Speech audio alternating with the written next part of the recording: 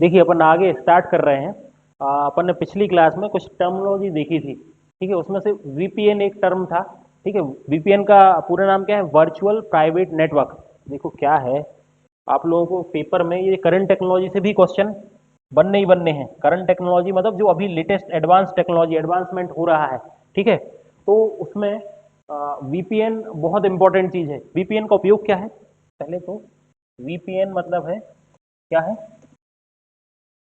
Virtual और private, Pvt लिख दे रहे हैं, नेटवर्क, ठीक है। मतलब आपका खुद का प्राइवेट नेटवर्क है ये, लेकिन है वर्चुअल, ठीक है। तो ये करता क्या है, इसका मेन उपयोग क्या है कि आपका जो आईपी एड्रेस है, जैसे ये यूजर डिवाइस है, ठीक है। तो इसके बीच में ये लग गया एक शील्ड की तरह है, देखो शील्ड लगा है। अब ये शील्ड क्या करेगा कि आपका जो डेटा आ रहा है इस पे, ठीक है, उससे आपकी सिक्योरिटी कर सकता है। सिक्योरिटी कैसे? जो भी जितने प्रकार के साइबर अटैक हैं उनसे आपके कंप्यूटर की सुरक्षा कर सकता है वीपीएन। कैसे कर सकता है? क्योंकि आपका कंप्यूटर जो होता है इंटरनेट में यदि जुड़ा, वो नेटवर्क से जुड़ा, तो उसको एक आईपी आईपी एड्रेस मिलेगा। जितने सेशन के लिए जुड़ा, ठीक है, हर बार उसको एक आईपी एक एड्रेस मिलेगा, बदलता रहता है वो। तो ये क्या करता है वीपीएन, उसके आईपी एड्रेस को हाइड कर देता है, या फिर उसको ऐसा आईपी एड्रेस किसी दूसरे नेटवर्क से कनेक्ट कर देता है, ठीक है। तो इसका आईपी एड्रेस चेंज हो जाता है या हाइड हो जाता है। तो ये इसका क्या है? एडवांटेज, ठीक है। अब इसका मिसयूज, या अपन लोग क्या यूज करते हैं, जैसे हमारे यहाँ यूट्यूब नहीं चलता है ना, इस संस्थान में या आईटीआई में हमारे यूट्यूब नहीं चलता, ठीक है। एक हमारे लिए एक आईपी एड्रेस दिया गया है जिसपे कुछ लिमिटेशंस लगा के दिया गया है, ठीक है। स्टेट वाइड एरिया नेटवर्क स्वान का कनेक्शन था, उसको जियो में कन्वर्ट किया और फिर ये आईपी एड्रेस मिला हमें, ठीक है। स्टैटिक आईपी मिला है, एक स्टैटिक आईपी मिला है। तो हमने क्या किया है, अपना एक लगाया, ठीक है। और अब उसमें क्या होता है कि वीपीएन, उसका आईपी एड्रेस बदल गया। उस आईपी एड्रेस पे क्या नहीं चल रहा था? यूट्यूब। लेकिन अब नए आईपी एड्रेस पे तो चल जाएगा यूट्यूब। तो इस तरह से अपन यूट्यूब चला सकते हैं या फिर दूसरे सॉफ्टवेयर भी चला सकते हैं, ठीक है। तो आपको समझ में आ गया वीपीएन क्या होता है। आपके एग्जाम के पॉइंट ऑफ व्यू से क्या इंपॉर्टेंट है? वीपीएन का पूरा नाम और कैसे इसका इस्तेमाल होता है। हाइड कर सकता है, आईपी एड्रेस को हाइड कर देता है, हाइड आईपी।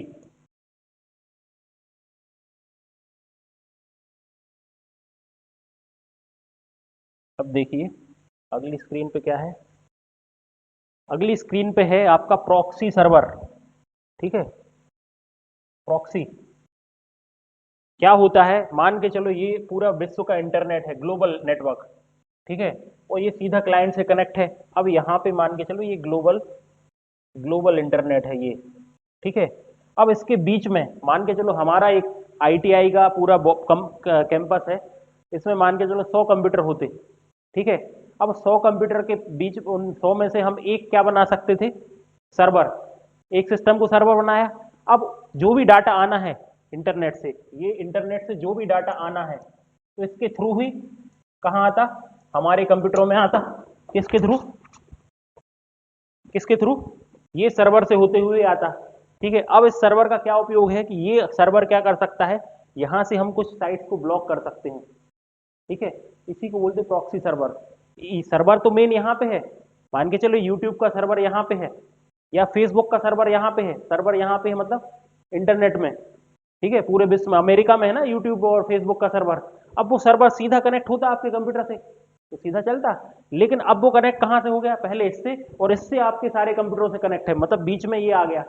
तो ये क्या कर सकता है, यहां से अपन वेबसाइट्स को ब्लॉक कर देते हैं, ठीक है। अब यहां मान के चलो 100 कंप्यूटर हैं इस नेटवर्क में, तो उन 100 में क्या नहीं चलेगा जो अपन नहीं चाह रहा है। जैसे फेसबुक नहीं चलाना चाह रहा है, जैसे आपके देख लिए कंपनियों में क्या होता है, एक बार इसको और समझाते हैं। जैसे मान के चलो ये है इंटरनेट, मतलब ये पूरा दुनिया का इंटरनेट है, ठीक है। अब यहां से बीच में एक अपन ने क्या लगा दिया? प्रॉक्सी सर्वर, ठीक है। अब इस प्रॉक्सी सर्वर के बाद आपके सारे ऑर्गेनाइजेशन के हजारों कंप्यूटर यहाँ से कनेक्ट हैं, ठीक है। तो अब आप इसकी मदद से क्या कर लोगे? बहुत सारी साइट्स को ब्लॉक कर सकते हो, ठीक है। तो ये कहलाता प्रॉक्सी सर्वर। एक दूसरा सर्वर, मतलब मेन सर्वर ना होगी, दूसरा सर्वर। मेन सर्वर तो इंटरनेट में है ही, वो तो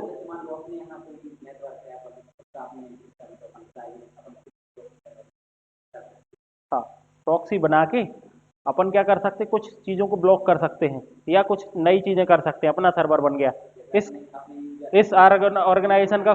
हाँ, उनको नहीं चलाने देना या कुछ उनका डाटा अपने सर्वर, जैसे तो 1000 कंप्यूटर लगे हैं अपने संस्थान में, उनका डाटा अपने सर्वर पे मान के चलो कुछ इंपॉर्टेंट डाटा है, जैसे सबको कॉलेज आएंगे और सबको अटेंडेंस लगाना है, तो अटेंडेंस का मान के चलो एक सॉफ्टवेयर है, तो अपन सर्वर पे चला देंगे, सारे कंप्यूटर पे चल जाएगा, ऐसा भी हो जाता है। ठीक है, सर्वर बनाने का काम है।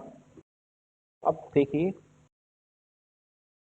क्या है, बेसिक चीज पढ़ा रहा है यहाँ पे, है तो बहुत सारी चीजें उसमें, लेकिन अपना जो एग्जाम में जितना इंपॉर्टेंट है वही पढ़ रहे हैं, नहीं तो कंप्यूटर में काफी चीजें हैं जानने की। ठीक है, अगला है ये, देखिए जो आपका वेबसाइट अपन चला रहे हैं, सरफेस वेब, वेब को 3 पार्ट में डिवाइड किया गया, सरफेस, दूसरा है डीप और तीसरा है डार्क। ठीक है, यहाँ वाला वेब जो है ये अपन यूज करते हैं। ठीक है, चाहे फेसबुक है, ट्विटर है, इंस्टाग्राम, सारी जो भी अपन चला रहे हैं ना, सब यहाँ पे चल रहा है। 4% है ये पूरे दुनिया, पूरे इंटरनेट का। इसके बाद आता है कौन सा, डीप वेब। अब डीप वेब में क्या आता है कि जितने भी प्रकार के आईडी पासवर्ड्स हैं, आईडी पासवर्ड या सब्सक्रिप्शन, सब्सक्रिप्शन, मान के चलो आपके पास नेटफ्लिक्स है, ठीक है, नेटफ्लिक्स है या अमेजोन का सब्सक्रिप्शन, अमेजोन प्राइम है, उन सबके सब्सक्रिप्शन के लिए क्या करना पड़ेगा, आपको आईडी पासवर्ड डालना पड़ेगा, तभी तो आप उसको एक्सेस कर पाओगे। मतलब वो वाला इंटरनेट इस दुनिया में है जिसके लिए एक्सेस करने के लिए क्या लगना है, आईडी पासवर्ड लगना है। अब इसमें देखो, financial record, medical record, legal document, ठीक है, आधार का डाटा है, कहीं ना कहीं तो स्टोर होगा, वो सब चीजें कहाँ पे हैं, डीप वेब में। अपन तो केवल इतना देख रहे हैं 4%, नीचे है उसकी डार्क वेब, इसका इस्तेमाल ज्वाला करता है। ठीक है, डार्क वेब के लिए क्या चाहिए आपको, टॉर चाहिए, टॉर एक अलग से वेब ब्राउजर होता है। ठीक है, इसमें क्या होती है कि इसमें बहुत सारी, मतलब जो इलीगल एक्टिविटी हो रही ना इंटरनेट की, हैकिंग से लेके जो भी चीजें, वो सब कहाँ चलती, डार्क वेब में। ठीक है, यहीं पे तस्करी वस्करी सारी चीजें यहाँ पे होती हैं। तो ये जो 100% डाटा पूरा इंटरनेट है, उसका 96% तो अपन को पता ही नहीं है, केवल अपन 4% इंटरनेट का यूज करते हैं। जैसे ये आइसबर्ग बना है यहाँ पे, जैसे एक एक आइसबर्ग होता है ना, आइसबर्ग समझ रहे हो, जैसे एक आइसबर्ग ग्लेशियर का टुकड़ा होता है समुद्र में जो तैरता है, बर्फ का टुकड़ा, तो वो केवल 4% तैरता है, 96% नीचे होता है उसके। तो वैसे ये इंटरनेट है, उसको इस एग्जाम्पल से समझाया है। ठीक है, तो यहाँ पे समझने का क्या था, आपके एग्जाम के पॉइंट ऑफ व्यू से इंपॉर्टेंट क्या है कि आपको वेब का प्रकार, जो अपन इंटरनेट चला रहे हैं वो 4% है बस, उसके बाद डीप और डार्क वेब भी होता है। पहले आता है डीप वेब और फिर डार्क वेब। डार्क मतलब जो डार्क है, मतलब जो इलीगल है। डीप मतलब जहाँ पे आईडी पासवर्ड लगने हैं, और अपन चला रहे हैं सिंपल वाला इंटरनेट बिना आईडी पासवर्ड के, जो अपन एक्सेस कर रहे हैं ना वेबसाइट को, वो बस 4% है। ठीक है, फिर अब देखिए यहाँ पे, पहले तो यहाँ पे सीधा ये डायग्राम बन गया है। यहाँ पे आपको ईमेल, ठीक है, ईमेल क्या होता है इसका कंसेप्ट समझना है। क्या होता है ईमेल, इलेक्ट्रॉनिक इलेक्ट्रॉनिक मेल। ठीक है, ये होता है ईमेल। अब ईमेल होता क्या है, जैसे पहले चिट्ठी भेजते थे, डाकघर वाला सिस्टम था, कि आपको यदि आपके कोई रिश्तेदार को एक लेटर भेजना है, तो क्या करोगे, आप एक लेटर लिखोगे, उसमें सेंडर रिसीवर, मतलब अपना एड्रेस भी डालते हो, ठीक है, और सामने भेजने टू में डालते हो, जिस प्राप्तकर्ता का एड्रेस और प्रेषक का एड्रेस नीचे लिखते हो। ठीक है, जैसे मान के चलो ये लेटर है, यहाँ पे लिखोगे पाने वाले का एड्रेस और यहाँ भेजने वाले का एड्रेस लिखते हो। ठीक है, और फिर इस चिट्ठी को जाके अपन क्या कर देते हैं, पोस्ट बॉक्स में डाल देते हैं। पोस्ट बॉक्स से निकलती है, उसकी सॉर्टिंग होगी, भैया ये सागर की, ग्वालियर, जबलपुर, वहाँ सॉर्टिंग होगी, फिर यहाँ से वो वहाँ जाएगी, फिर वहाँ के डाकघर में जाएगी, फिर वहाँ का डाकिया उसके घर तक पहुँचाएगा। था ये तरीका। अब इसी के लिए इलेक्ट्रॉनिकली करना है, मतलब इलेक्ट्रॉनिक माध्यम से आपने जैसे ही क्लिक किया और आपका ईमेल तुरंत उसके पास पहुंच गया, उसके मेल बॉक्स में पहुंच गया, भले वो आज देखे, कल देखे, 1 घंटे बाद देखे, तुरंत देखे, उसके ईमेल बॉक्स में पहुंच गया। ठीक है, तो अब ये पूरा ईमेल की जो प्रक्रिया है तो वही पुरानी वाली प्रक्रिया को ही बनाया गया, लेकिन अब इलेक्ट्रॉनिकली कर दिया। तो ईमेल के क्या क्या पार्ट होते हैं, ईमेल के क्या क्या प्रोटोकॉल होते हैं, अभी इसमें ईमेल भेजने की प्रक्रिया में 2-3 प्रोटोकॉल होते हैं, शायद यहाँ पे होगा उसका डायग्राम तो क्लियर समझ में आएगा। अब देखो जब अपन मैसेज भेजते हैं तो उसमें देखो फ्रॉम कौन भेज रहा है, टू किसके लिए, वही हो गया फ्रॉम, फ्रॉम ये हो गया फ्रॉम टू, ठीक है, ये दोनों चीजें हो गई। अब ये सीसी कार्बन कॉपी, क्या कार्बन कॉपी, याद कर लो कार्बन कॉपी, क्या कार्बन कॉपी, और दूसरा है ये जो लिखा है बीसीसी, ये आ चुका है कई बार, एमपीपीएससी भी पूछ चुका है इसको, ब्लाइंड कार्बन कॉपी, ये ब्लाइंड कार्बन कॉपी है और ये कार्बन कॉपी है।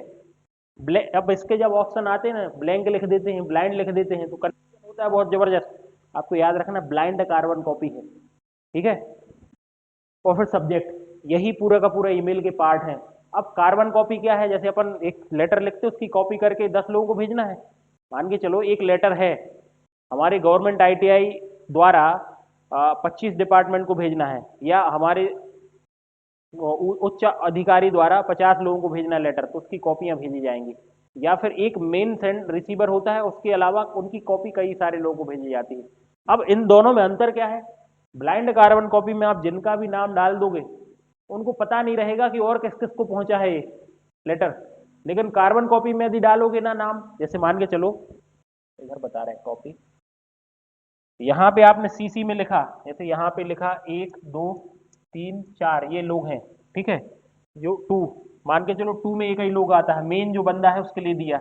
अब यहाँ पे 2 3 4 5, तो अब इन 2 3 4 और 5 इन सबको पता है कि लेटर इन इन लोगों को गया है कार्बन कॉपी में यदि डाला, और यही यहाँ से हटा के आप कहाँ डाल दो 2 3 4 5, अब किसी को नहीं पता कि ये लेटर और किस किस को पहुंचा है। पता रहता है ना, अपन मेल खोलते हैं, ईमेल ईमेल आईडी, वो उसमें आ जाता है कौन कौन, वो आपके अलावा और कौन किन को भेजा गया है, ठीक है। तो ये समझ में आया कार्बन कॉपी और ब्लाइंड कार्बन कॉपी क्या हुआ, ठीक है।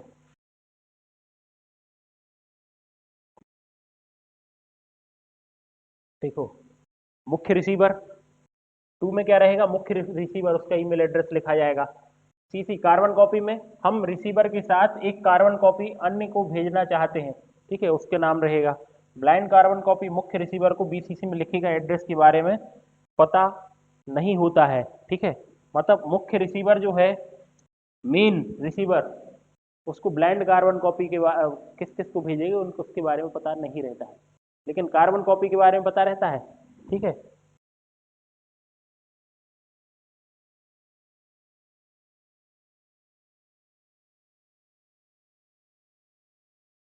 अब देखो यहाँ पे ये हमने एक स्क्रीनशॉट लगाया था बुक मार्क वाला, ये बुक मार्क का भी क्वेश्चन आ गया है इसलिए लगाया था, ठीक है। कि कोई भी वेबसाइट है उसको बुक मार्क करेंगे, बुक मार्क क्या होता है कि आपको बार बार कोई साइट की जरूरत पड़ रही पेज की, तो आप उसको क्या करोगे, सेटिंग में जाके बुक मार्क में जाके उस साइट उस एड्रेस को उस यूआरएल को कर दोगे बुक मार्क। देखो book mark this tab, book mark all tab, एक टैब या पूरे टैब, जिसको भी बुक मार्क करना वो यहाँ से हो जाता है, ठीक है। फिर आ गए आपके नेटवर्किंग डिवाइसेस। अब देखो आपको नेटवर्क में 2 वायर को या 50 वायर को जोड़ना है, 50 कंप्यूटरों को जोड़ना है, तो उसके लिए क्या लगेंगे, डिवाइसेस कुछ, जिनके माध्यम से क्या होगा, कंप्यूटरों को जोड़ा जाएगा, ठीक है। जैसे स्टार टोपोलॉजी में एक सेंट्रल में हब होता है, उस हब से सारे डिवाइसेस जुड़े रहते हैं।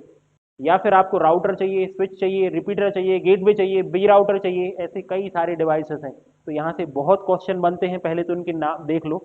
मॉडेम, ये क्या करता है, मॉड्यूलेटर, मॉड्यूलेशन और डीमॉड्यूलेशन का काम करता है। मॉड्यूलेशन डीमॉड्यूलेशन क्या होती है, एनालॉग को डिजिटल में और डिजिटल को एनालॉग में कन्वर्ट करना, ठीक है।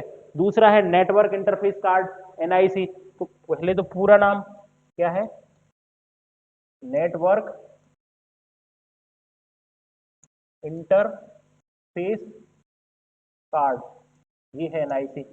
फिर रिपीटर, आपका जब सिग्नल एक जगह से दूसरी जगह जाता है तो उसमें बीच में वीक हो जाता है, सिग्नल की स्ट्रेंथ बढ़ाने के लिए क्या लगाते हैं अपन, रिपीटर। सिग्नल की स्ट्रेंथ बढ़ाने के लिए रिपीटर लगाते हैं। हब, हब क्या होता है कि ये 2 प्रकार का होता है, एक्टिव और पैसिव, एक्टिव और पैसिव।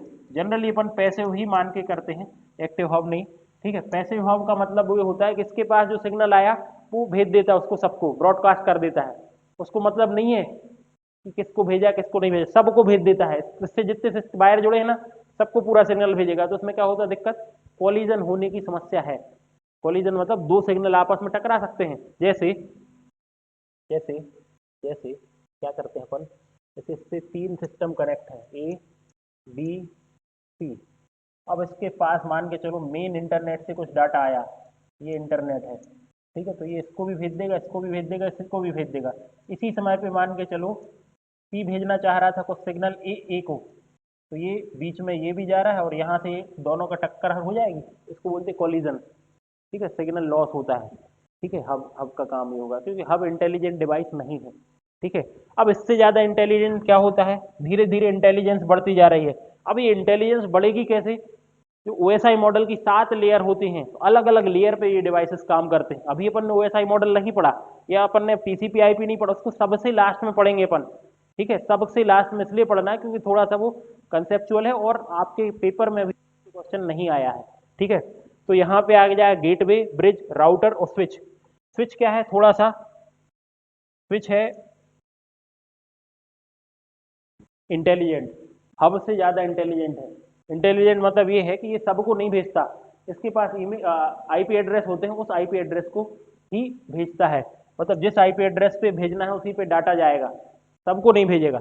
इसके बाद राउटर, राउटर बहुत ही ज़्यादा इंटेलिजेंट हो जाता है। बहुत ही ज़्यादा इंटेलिजेंट का मतलब ये अपना, इसके पास अपना सब मेमोरी भी होती है, ठीक है, प्रोसेसर भी होता है। ठीक है, अब मेमोरी होने से क्या होता है, इसके पास पूरी की पूरी जितने भी डिवाइसेस हैं उस नेटवर्क में कनेक्ट है, सबका IP एड्रेस होता है। ये राउटिंग टेबल मेंटेन करता है। क्या करता है, राउटिंग टेबल। अब उस राउटिंग टेबल में क्या होता है कि किस नोड से कहां से कैसा डाटा जा रहा है, पूरी की पूरी जानकारी रहती है इसके पास। ठीक है, तो ये बहुत इंपॉर्टेंट हो गया। ब्रिज क्या होता है, दो लैन को जोड़ने के लिए, दो दो दो अलग अलग लोकल एरिया नेटवर्क हैं या दो अलग अलग नेटवर्क हैं, उनको जोड़ने के लिए ब्रिज का इस्तेमाल किया जाएगा। ये बहुत इंपॉर्टेंट शब्द पे ध्यान रखना। दो नेटवर्क्स को जोड़ने का काम कर रहा है जिनमें क्या होगा, सेम प्रोटोकॉल पे काम कर रहे होंगे। अब देख ये समझ सकते हो कि एक दूसरे प्रोटोकॉल पे काम कर रहा है, दूसरा नेटवर्क दूसरे प्रोटोकॉल पे काम कर रहा है, दोनों को जोड़ना है तो समस्या बनेगी ना। तो ब्रिज क्या है, सेम प्रोटोकॉल पे काम करने वाले डिवाइसेस को जोड़ पाएगा। लेकिन राउटर तो किसी को भी जोड़ सकता है। ठीक है, और गेटवे और इंटेलिजेंट होता है, गेटवे और ऊपर वाली लेयर पे काम करता है तो और इंटेलिजेंट होता है वो, ये मतलब किसी भी नेटवर्क को जोड़ सकता है गेटवे। ठीक है, और इसके ऊपर एक और डिवाइस है जो जिसका जिक्र नहीं होता है, जो अपन बोलते हैं फायरफॉक्स, फायरफॉक्स नहीं फायरबॉल। ठीक है, जो फायरबॉल है, फायरबॉल अपन जानते हैं कि कंप्यूटर में बस होती है, मतलब एक डिवाइस भी होता है फायरबॉल। ठीक है, अब ये फायरवॉल डिवाइस होता है, मतलब अभी इसके अगली स्लाइड में इसकी चर्चा करते हैं अपन। ठीक है, फायरवॉल डिवाइस सबसे ज़्यादा इंटेलिजेंट डिवाइस है। ठीक है,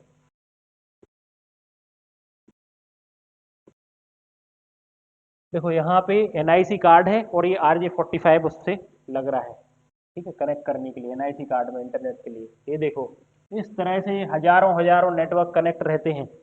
ठीक है, अब इसमें कहीं पे फाइबर ऑप्टिकल केबल के लिए नहीं कनेक्ट किया गया है। ठीक है, ये जो बड़ा सा डिवाइस लगा है ना, ये कहलाता है राउटर। कौन सा, ये वाला, कई सारे पोर्ट होते हैं इसमें, तो ये कई सारी पिनें लगी रहती हैं। ठीक है,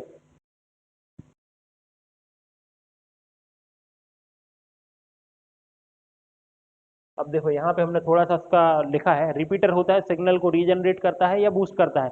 ब्रिज क्या करता है, सेम प्रोटोकॉल। ये बिल्कुल याद रखना है क्योंकि इससे आपका केवल इतना पता है ना तो इससे आपका क्वेश्चन बन जाएगा। ब्रिज क्या करता है, सेम प्रोटोकॉल बट डिफरेंट लेन, अलग अलग लेन को जोड़ सकता है जिस जो सेम प्रोटोकॉल पे काम कर रहा हो। ये केवल सिग्नल की स्ट्रेंथ बढ़ाता है।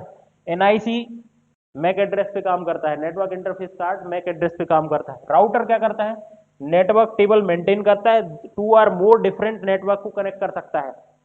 ठीक है, जो गेटवे काम कर रहा था कि अलग अलग नेटवर्क को कनेक्ट कर सकता था, वैसा राउटर भी कर सकता है। ठीक है, अब देखो यहाँ पे देखो ये बना है, एक फायरवॉल को समझाएगा, एक और स्लाइड में समझाएंगे फायरवॉल क्या होती है। अभी देखो आप अपन ने नेटवर्किंग डिवाइसेस पढ़ रहे थे, सबसे पहले क्या आता है, रिपीटर। ठीक है, रिपीटर के बाद आता हब। रिपीटर सिग्नल को रीजनरेट करता है। हब क्या करता है, यदि बहुत सारे सिस्टम कनेक्ट हैं हब से तो वो क्या करता है, सबको डाटा भेज देता है, जो भी डाटा उसके पास आता है वो सब कंप्यूटरों को भेज देता है। तो इसमें दिक्कत क्या होती है, कोलिजन हो सकता है। इसके बाद आता है स्विच। स्विच क्या करता है, थोड़ा इंटेलिजेंट होता है, उसके पास क्या होता है, आईपी एड्रेस होता है, जितने भी डिवाइस उससे कनेक्ट हैं उनका आईपी एड्रेस होता है, तो वो सबको नहीं भेजता। ठीक है। इसके बाद आता है आपका राउटर और गेटवे। पहले ब्रिज आता है। ब्रिज में क्या होता है कि दो दो सेम नेटवर्क को कनेक्ट कर देता है, जो जिसमें प्रोटोकॉल सेम हो। ऐसे नेटवर्क जिनका दोनों सेम प्रोटोकॉल पे काम कर रहा है उनको जोड़ सकता है ब्रिज। याद कर लेना इसको, सेम प्रोटोकॉल पे। ठीक है, नेटवर्क अलग अलग, प्रोटोकॉल सेम। इसके बाद आता है राउटर और गेटवे। ये किसी भी प्रकार का नेटवर्क हो, कैसे भी हो, नेटवर्क में चाहे प्रोटोकॉल अलग हो, कुछ भी हो, कनेक्ट कर देता है। क्योंकि ये राउटर क्या, अब राउटर और गेटवे में अंतर क्या है, थोड़ा सा अंतर। राउटर क्या करता है, राउटिंग टेबल मेंटेन करता है। ठीक है, ठीक है, राउटिंग टेबल मेंटेन करेगा तो उसके पास हर एक चीज की, जैसे एक राउटिंग टेबल हम बना के बता सकते हैं, लेकिन इतना इंटेल आपको इतना जरूरी नहीं है, इसलिए भी उसको अपन स्किप कर रहे हैं। ठीक है। अब आ जाता है फायरवॉल। अब फायरवॉल दो प्रकार की होती है, एक वाली फायरवॉल और एक और होती है, अभी बता रहे हैं। तो ये फायरवॉल क्या करती है, पूरा दुनिया का इंटरनेट है, देखो ये इंटरनेट है, अब इससे ये पूरा सिग्नल आ रहा है 010101, तो फायरवॉल इसको फिल्टर कर देती है। हर एक सिस्टम में स्वयं की फायरवॉल होती है, जो भी आपका, जैसे ही आपने विंडोज डाली तो विंडोज के साथ ही फायरवॉल होती है, तो वो क्या करती है, अनवांटेड डाटा को फिल्टर कर सकती है। अब फायरवॉल जो फिल्टर, अलग अलग फिल्टरिंग कैटेगरी के हिसाब से अलग अलग फायरवॉल भी होती हैं, लेकिन डिटेल में नहीं पढ़ना, बस अपन को क्या करना है कि ये फिल्टर करता है। मतलब ये समझ लो कि आप नल से पानी भरते हो जब, तो एक छन्नी लगा देते हो, घरों में पानी भरते ना, तो बड़े बड़े कचरे को वो छान देती है। ठीक है, तो बस वैसे ही फायरवॉल काम करती है। लेकिन वायरस तो उसमें आ सकते हैं, आ सकते हैं ना, और भी दूसरी चीजें पानी में आ सकती हैं, तो फिर उसके लिए क्या लगाते हैं अपन, आरओ। तो पहले क्या लगा दिया, छन्ना, और फिर आरओ लगा रहे हैं। तो ये क्या होता है, ये जो है फायरवॉल छन्ने की तरह काम करता है। ठीक है।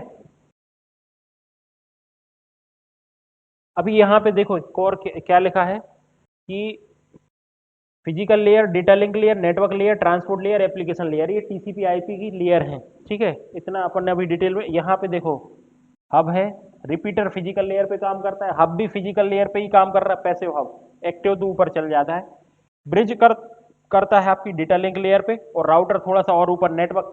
राउटर नेटवर्किंग लेयर का डिवाइस, अगली स्लाइड में बनाया है अपन ने इसको। ठीक है, बस इसको याद कर लेना है आपको, कौन सा, ये हमने खुद लिखा है देखो, क्योंकि इससे बिल्कुल सिंपल, हालांकि बहुत कठिन क्वेश्चन कहलाते हैं, लेकिन ये एकदम याद करने वाले क्वेश्चन बन सकते। देखो फिजिकल लेयर पे ट्रांसमिशन पर्पस है, हब, एनआईसी और वायरलेस, ये सब काम कौन सी लेयर पे काम करती है, पहली लेयर, फिजिकल लेयर। ठीक है।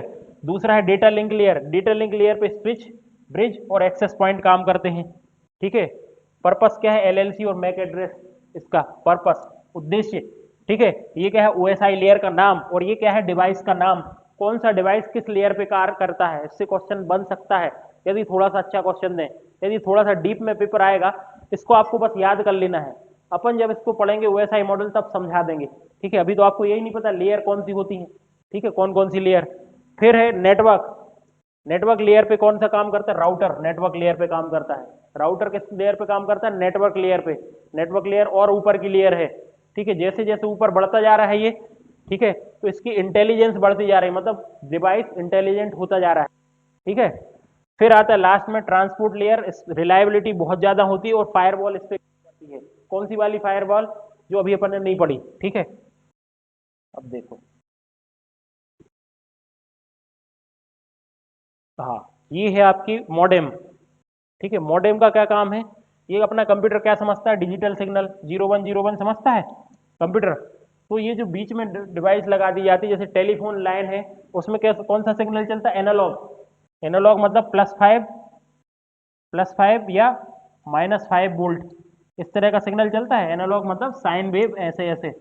अब इसको कन्वर्ट करना कैसे डाटा में, इस तरह के 0101 में। ठीक है, ऐसा कन्वर्ट करना है, तो इसके लिए क्या चाहिए पड़ेगी, मॉडेम क्या करता है, मॉड्यूलेशन और डीमॉड्यूलेशन दोनों करता है। मतलब ये जो डिजिटल सिग्नल को एनालॉग में कन्वर्ट कर रहा है, और फिर एनालॉग को डिजिटल में।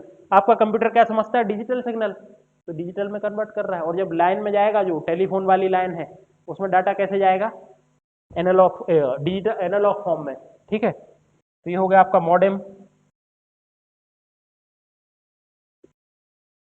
अब देखो ये वाला हार्डवेयर फायरवॉल और सॉफ्टवेयर फायरवॉल, इसकी बात चल रही थी।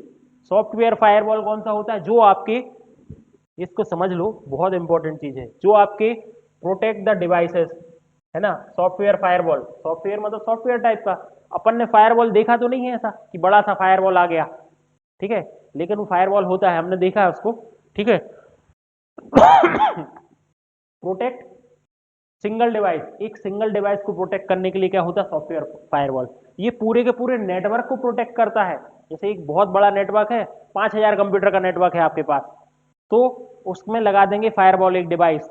वो क्या करेगा? पूरे के पूरे नेटवर्क को प्रोटेक्ट करेगा अनवांटेड डाटा से या हैकिंग से या हर प्रकार के, ठीक है, हर चीज से, हर उस अनवांटेड सिग्नल से उस पूरे के पूरे नेटवर्क को बचाएगा। ये कौन सा? हार्डवेयर फायरवॉल, सॉफ्टवेयर नहीं, हार्डवेयर फायरवॉल, ठीक है। ये था, पहला वाला था कौन सा? सॉफ्टवेयर, और दूसरा वाला, पहला हार्डवेयर है, दूसरा सॉफ्टवेयर फायरवॉल है, ठीक है। पहला हार्डवेयर, दूसरा सॉफ्टवेयर। सॉफ्टवेयर फायरवॉल छोटा सा फायरवॉल सॉफ्टवेयर के फॉर्म में होता है। हार्डवेयर मतलब कुछ हार्ड डिवाइस होगा, जैसे ये है ना अपना स्विच, इससे बहुत बड़ा होता है वो, जैसा अपना क्लास में लगा है उससे भी बड़ा, इतना बड़ा होता है वो, उसमें बहुत सारे पोर्ट कनेक्ट हो जाते हैं, ठीक है। अब देखो इसके बाद क्या होता है आपका, इजी टू इंस्टॉल। इसको इंस्टॉल करना बहुत आसान है, लेकिन इसके लिए क्या चाहिए? स्पेशलिस्ट लोग चाहिए इंस्टॉल करने के लिए, ठीक है। नो अपडेट नीडेड, यहाँ रेगुलर अपडेट होती रहती है, ठीक है। ऑटोमेटिक मॉनिटरिंग सिस्टम है ये, इसमें रिक्वायर मॉनिटरिंग देखना पड़ता है कि किस डिवाइस, किस नेटवर्क से क्या सिग्नल हो रहा है, कहाँ गड़बड़ी हो रही है, ठीक है। Does not use server resources, और ये सर्वर के रिसोर्स को यूज करता है, कौन सा? सॉफ्टवेयर, ठीक है। तो इसको आप देख सकते हो, ये हो गया।